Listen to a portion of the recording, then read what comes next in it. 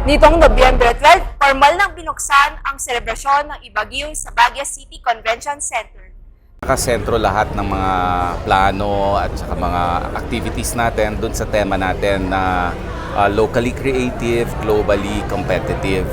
Dito ang sining at kultura ng Cordillera, katulad ng mga samut-saring crafts ng metal, wood at visual arts, damit at mga pagkain na may kitang ibinebenta sa Mandeco, Quito, na gawa ng mga Baguio artisans sa St. Louis Center. Magkakaroon naman ng Creative Sunday sa linggo, kung saan makakita ng mga street performances. Ito na ang ikalimang taon ng pagdiriwang ng Ibaguio Festival sa Baguio City, matapos mapabilang sa UNESCO list ng World's Creative Cities ang syudad.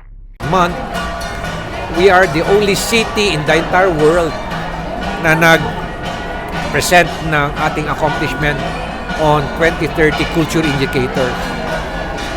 The rest are countries, the ministers, pero we were the only city na nag-present.